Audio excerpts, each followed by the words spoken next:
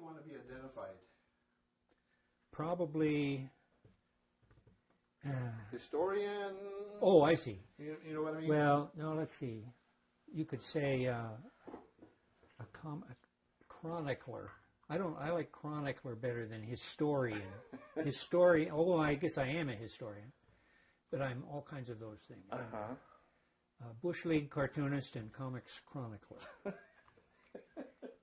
Freelance writer of material about comics, reviewer of books, writer of essays, author of tomes about comics. I've written 2 books on that are essentially aesthetic histories. One is called The Art of the Funnies, and the other one's called The Art of the Comic Book. And then I also wrote that biography of Milton Caniff and a biography of Gus Ariola and his comic strip Gordo. And several others, but I don't want to run off all those names. All right, you guys hearing okay? Yep, just fine. Okay. Great. Okay, the first question here on Tom's list is, newspaper comics are important to newspapers. In what way? Well, newspaper comics came into being because they helped newspapers increase their circulation. This was particularly true in big city newspapers where there were huge immigrant populations who didn't read English very well, but they could understand the pictures in comic strips and cartoons. And the earliest American newspaper comic strips were in New York newspapers, Joseph Pulitzer's World and William Randolph Hearst's Journal American. And they were successful in stimulating street sales of newspapers. And in those days, that's the way you sold newspapers. You didn't have home delivery or anything like that. It was street sales. And the trucks that carried the newspapers around to newsstands where they were sold had big posters on the side advertising whatever comic character was available at the moment. They advertised other things too, but when the Yellow Kid started in the World, there were big signs on the delivery truck sides that said, read the Yellow Kid in the World. And then when Hearst stole the cartoonist away for his newspaper, then the Journal American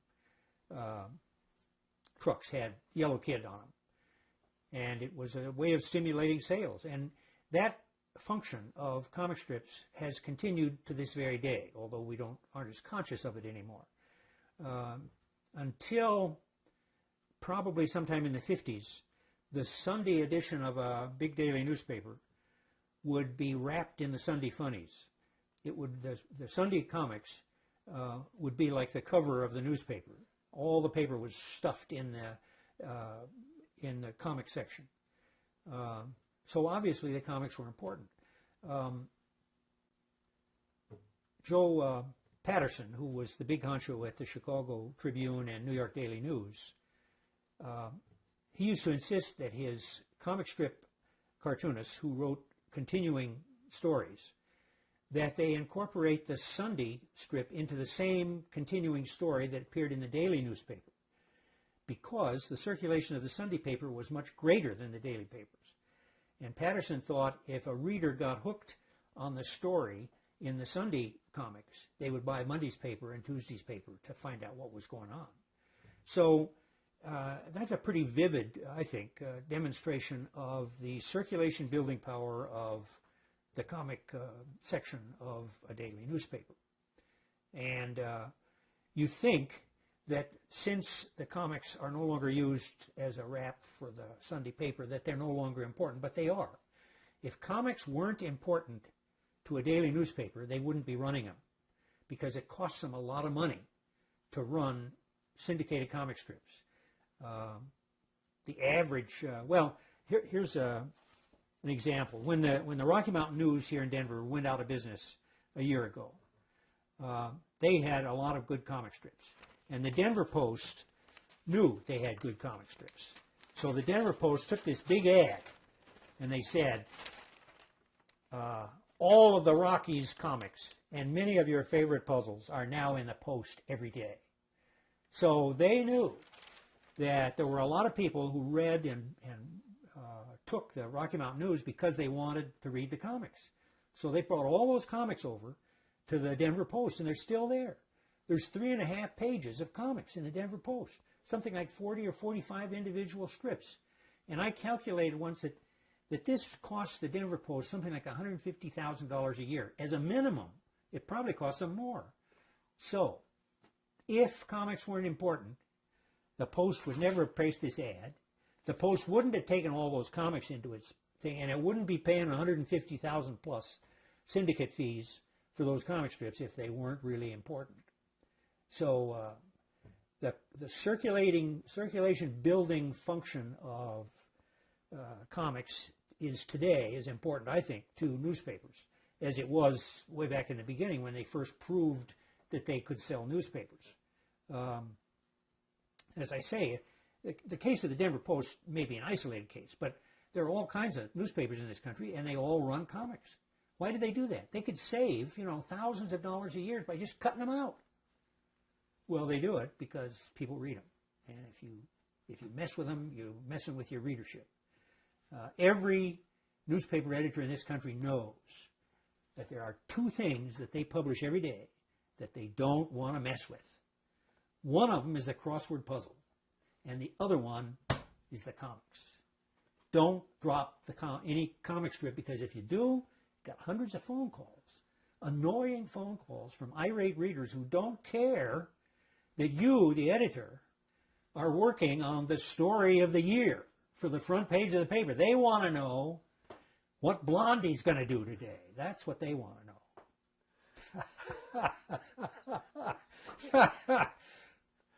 Well, I don't know if you remember, but I think other than missing some of their favorite writers from the Rocky Mountain News, I think that's what the Rocky Mountain News most complaints online, and I'm sure into their newsroom on the phone, were, what about my comics? Right. I'm sure that's true. I've talked to several feature editors. I used to interview them and find out, what they're thinking. And they all say the same thing. If you want to have a lot of phone calls in a day, drop a comic strip, and then you'll get phone calls from that. And they're all looking, all of those editors. I was talking to them in the late 90s and early 2000, and they were all looking for the next Calvin and Hobbes. That's what they would say. We're looking for the next Calvin and Hobbes. One of the most popular comic strips in the history of the medium. And the guy quit doing it after 10 years. So they're looking for the next one.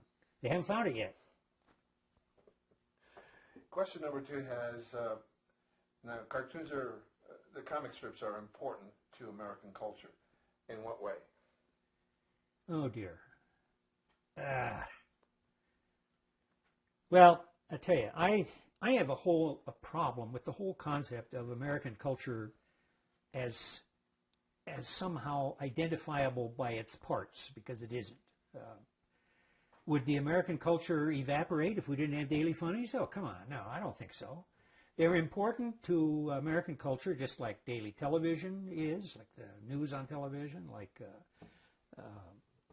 The Mentalist or Desperate Housewives, or they're part of culture, but they're not the part that's going to make everything fall apart if they disappear. They're just part of that culture. And people, reading the funnies for people is a habit. It's a daily habit, like looking at the news at 5:30 or checking into Desperate Housewives every Sunday night. It's a habit. And if you don't have that, if you don't have the ability to indulge that habit, why, you're just a little bit unhappier. And it has nothing to do with whether the comics make you laugh. It has to do with there being old friends that you see every day and you're used to them, and you like to have old friends around. So here they are. What are some of the key moments in history that have been reflected in comics, such as wars? Yeah. Politics, well, okay. crisis? World War I was not reflected in the comics very much because comics were just getting going. But the most popular comic strip at the time was Mutt and Jeff, and they went to Europe.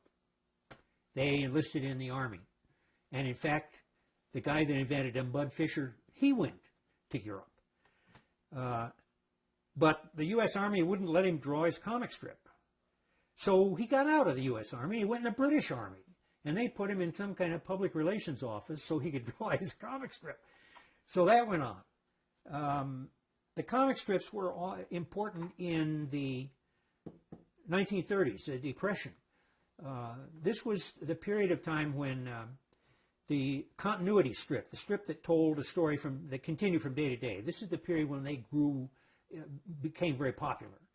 And that's because the newspaper at the time was cheap. It was a cheap piece of entertainment, came to into your home. By then they were doing home delivery. And you could find your old friends in the funnies every day, and it would cheer you up a little bit to meet an old friend. So it was an important aspect of what was going on in the Great Depression. One of the great comic strips of the Great Depression was Little Orphan Annie. Now, why was Little Orphan Annie so important? Well, I don't know whether Little Orphan Annie was that important or not, but she was a very self-reliant kid. I mean, she'd get kicked out of somebody's house or go on a trip or be kidnapped or something would interrupt her life. And then she'd have to make her way in the world, you know, a little kid with her dog. And she always did. She was the most self-reliant American in that time.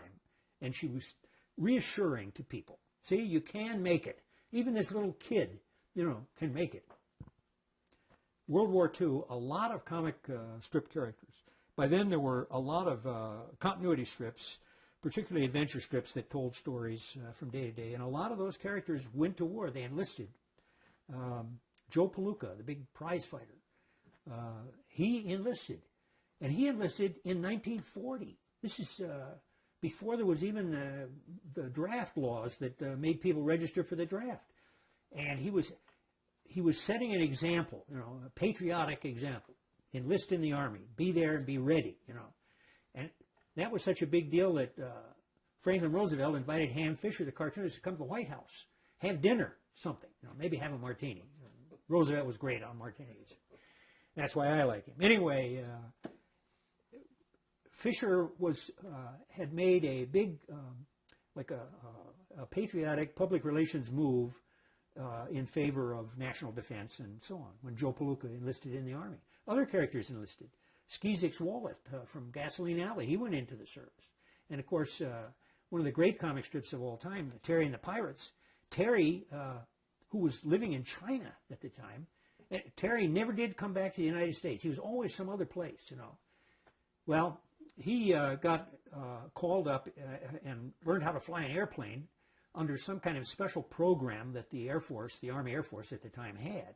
So he was involved in it. And there are stories about people, the wives of servicemen who were serving over in the Pacific or in Europe, and they clipped out Terry and the Pirates every day and saved it. And once a week or once a month they'd send them to their husbands in Europe or something because they wanted this. Terry and the Pirates was a very patriotic strip, but it wasn't a flag-waving patriotism. It was a very pragmatic thing about soldiers do these patriotic things because their buddy is right next to them and their buddy expects them to do this, just like you expect him to do for you. So you do it out of a consciousness of your role as a member of a group. It has the incidental byproduct of patriotic activity. But the real reason you do it is because you don't want to let your buddies down, see?